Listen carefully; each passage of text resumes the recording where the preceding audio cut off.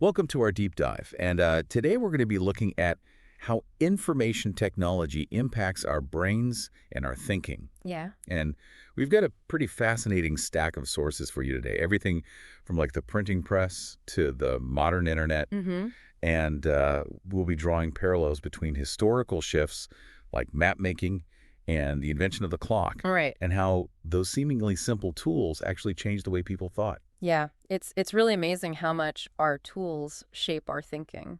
So get ready for some surprising facts and some thought-provoking questions along the way. One thing that really jumps out at me is that we often celebrate new technologies without really thinking about, their potential downsides. Right, right. And Marshall McLuhan, the media theorist, he famously said the medium is the message. Right. And he wasn't just celebrating new tech. He was warning us that we need to pay attention to how the very form of a medium shapes our thought. Right, like the structure of it. Exactly, how it delivers information. Yeah. I find myself wondering if you ever feel numb to just the constant flood of information from the internet, Oh, absolutely. especially social media. Yeah. I know I sometimes do. It's overwhelming. Yeah, and the sources actually share a couple of anecdotes that really struck me. Okay. There's the story of Scott Karp, who was a literature major, Mm-hmm. but actually stopped reading books entirely because of his internet use. Wow, that's pretty powerful. Yeah. Like he just couldn't focus anymore. Yeah, and there's also the case of Bruce Friedman, who's a pathologist, Okay. and he says he can only handle reading like short snippets of text now Right. because he's so used to skimming online. I think a lot of us can relate to that. Right.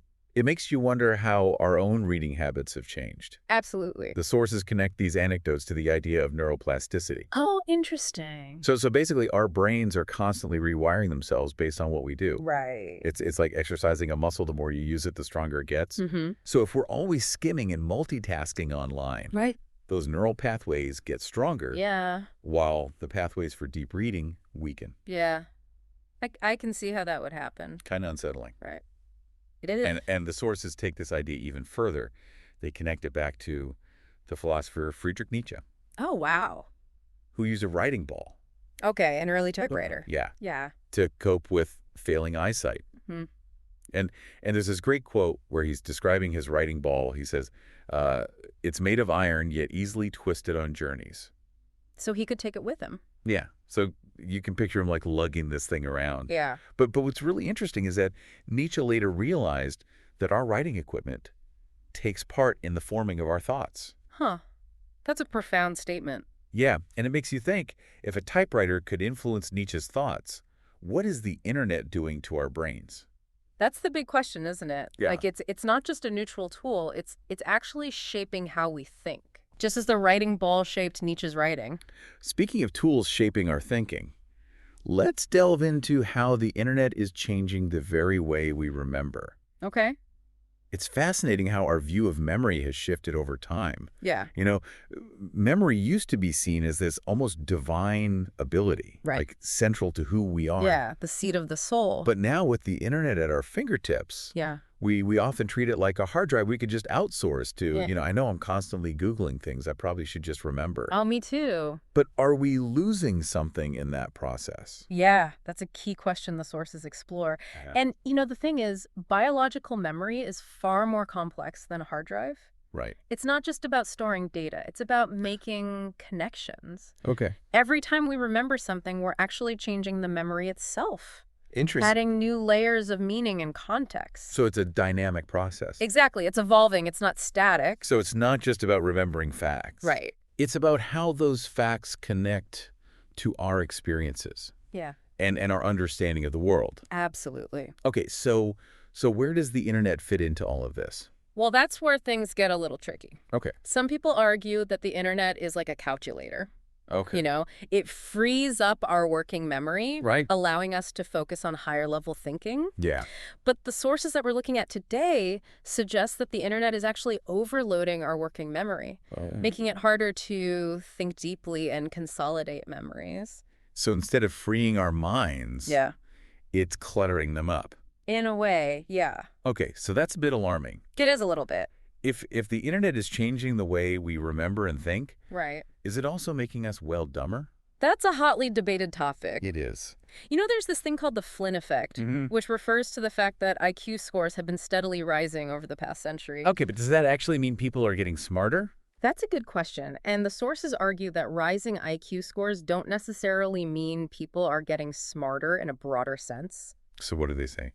Well, they suggest it might be more about a shift in how we define intelligence, Okay. with a greater emphasis on abstract reasoning and problem solving. Skills that are favored in IQ tests. Exactly. So maybe our brains are adapting to the demands of a more technological, abstract world. That's one possibility. But are we losing something in that adaptation? That's the crux of the issue. Yeah. The sources don't necessarily demonize technology. Yeah. They acknowledge the incredible advancements it's brought about. Of course. But their main point is that we need to be aware of the potential trade-offs. So like the trade-off between speed and depth or efficiency and contemplation? Precisely. Okay. It's not a simple black and white issue. Right. There are both benefits and risks to consider. Right. And ultimately, it's about finding a balance that works for each individual. Okay, so how do we find that balance? Yeah. How do we harness the power of the internet without letting it, take over our brains? That's a great question, and one that we'll explore further after a quick word from our sponsors. We'll be right back. So how do we find that balance? Yeah. How do we harness the power of the internet without letting it, take over our brains? Yeah, that's the big question, right? Yeah. One of the sources makes this comparison that I thought was really interesting. Okay. They talk about how physical tools can actually weaken our bodies Right. if we rely on them too much. Like, for instance, if you're always using a backhoe to dig, Right.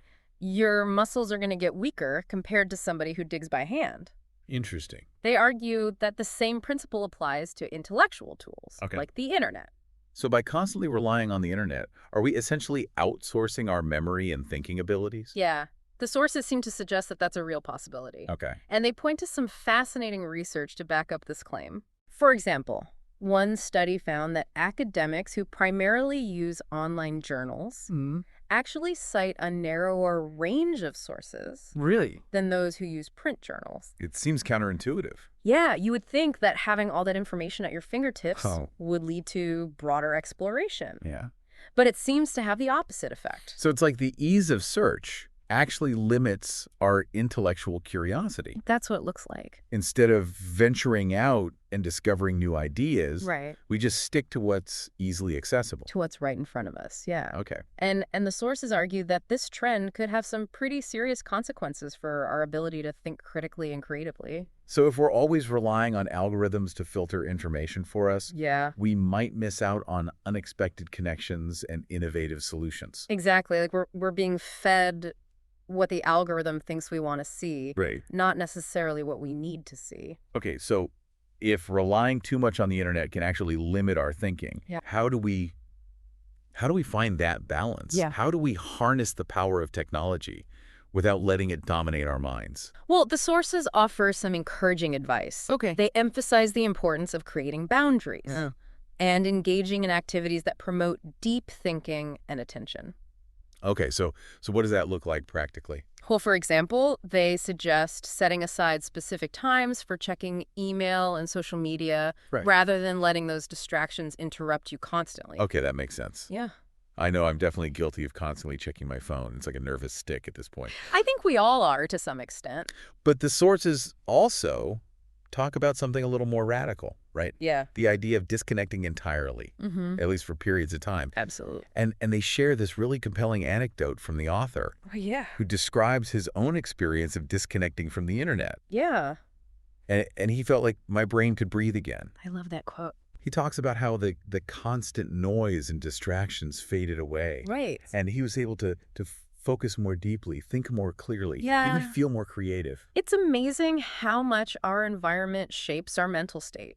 Wow, that sounds incredibly liberating. It does. But I have to admit, the thought of disconnecting completely is a bit terrifying. I understand that. Like, I feel like I would be missing out on everything. Yeah, FOMO, right? But yeah, exactly. But the sources aren't suggesting that we become like digital hermits. Right. It's more about recognizing the need for balance, Okay. carving out time for activities that promote deep thinking and attention. Like, what kinds of things? Well, spending time in nature, reading a physical book, Right. having a face-to-face conversation without your phone in hand. Those are all great suggestions. Yeah. I've definitely noticed that when I spend time in nature, my mind feels calmer and less cluttered. Yeah, it's like all the mental noise just melts away. Yeah, exactly. Yeah. But what about those of us who can't just disconnect entirely? Are there ways to use technology more mindfully, Absolutely. even when we are plugged in? Yeah, the sources suggest several strategies for using technology more intentionally. Okay. One key tip is to become aware of how you feel when you're online. Okay. Are you feeling distracted, anxious, overwhelmed? Right. If so, that's a sign that you might need to step back and create some boundaries. So it's all about being more intentional, more mindful of how we're using technology Exactly. and how it's affecting us. It's about remembering that technology is a tool, not a master. Right. We have the power to choose how we use it, Okay. and we can choose to use it in ways that support our well-being Right. rather than diminish it.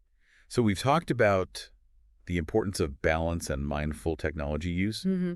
but I'm curious, what do the sources say about the long-term implications of this numbing effect? Right. Are we heading towards a future where deep thinking and critical analysis become rare skills? Yeah. That's a question that weighs heavily on a lot of minds. And the sources don't shy away from addressing it. Ever. They express concerns about the potential decline of deep reading, Mm. critical thinking, even empathy. Wow. In a world where speed and efficiency are often prized above all else. Yeah, it's almost like we're becoming so accustomed to quick fixes and instant gratification Right. that we're losing our patience for the slow, messy, Yeah. often challenging work of deep thought and meaningful connection. That's a really perceptive observation. Yeah. And the sources argued that this trend could have far-reaching consequences, not just for individuals, but for society as a whole. Yeah, it's a bit unsettling to think about, isn't it? It is. This idea that our increasing reliance on technology could be eroding our ability to engage in critical discourse, Yeah. solve complex problems, Mm. even connect with each other on a deeper level.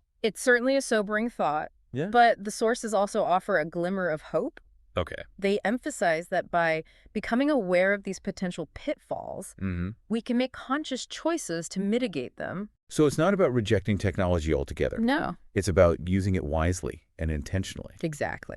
Okay, I'm feeling a bit more optimistic now, Good. but I'm still curious to hear what the sources have to say about the future. Right. What kind of world are we creating with all this technology? Yeah. And what does it mean for the future of our minds? Those are great questions and ones that we'll explore further after a quick break. Okay, we'll be right back. Welcome back. We've been kind of wrestling with this idea, like the internet offers this incredible access to information, Yeah. but it might also be kind of pushing us towards like a more shallow, Right. less contemplative way of thinking. Mm. And before the break, we were getting into like what this all means for the future, Right. which feels huge. Yeah.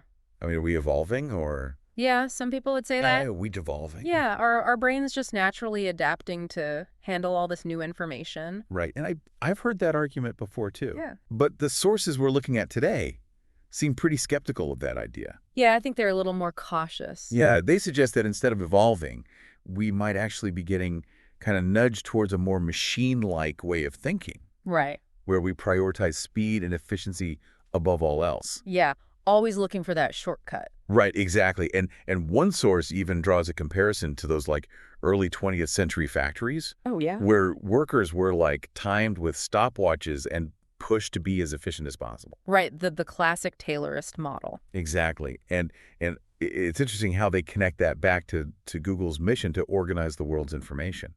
Right, like are we becoming these hyper-efficient information processors? Right. Are we being trained to just process information quickly and efficiently? Mm-hmm. But what about depth and creativity? Yeah. Are we sacrificing something for that speed? Right. Are we losing something in that trade-off? That's the big question, right? Yeah. And the sources definitely raise concerns that this kind of automation could be hindering our ability to think critically and come up with new ideas. Yeah, it's almost like we're following scripts Right. instead of thinking for ourselves. Yeah, and it makes you think about all those algorithms working behind the scenes, Oh, yeah, shaping what we see and how we think. absolutely. You know, it reminds me of McLuhan's warning that we're becoming extensions of our technology, Yeah. just as it's becoming an extension of us. Yeah, it's a two-way street. Right, exactly. And the sources provide some really striking historical parallels to illustrate this point. Okay, like what? Well, think about the invention of the map. Okay. It was a groundbreaking tool, Right. allowed us to explore the world in these new ways, Mm. but it also diminished our natural sense of direction. Oh, that's interesting. Right? It's like we gain something, but we also lose something in the process. Yeah, there's always a trade-off. So are they suggesting that the internet is doing the same thing to our minds? I think they're raising that possibility. Like we're gaining access to incredible amounts of information, Yeah. but maybe we're losing some of our ability to think deeply and remember things for ourselves. Yeah, to really internalize that information. Right. And I think one of the most important takeaways from these sources is that we need to be more aware of this trade-off. Mm. We need to pay attention to how technology is affecting us, Right. both individually and as a society. Yeah, not just burying our heads in the sand. Right. So it's not about rejecting technology altogether. No, It's about using it consciously and intentionally. absolutely. Do you think that's even possible in today's hyper-connected world? I think it's essential even if it's challenging. Okay. The sources suggest several strategies for using technology more mindfully. Okay. Like what? Well, one is to simply notice how you feel when you're online. Okay. Are you constantly distracted, anxious, overwhelmed? Right.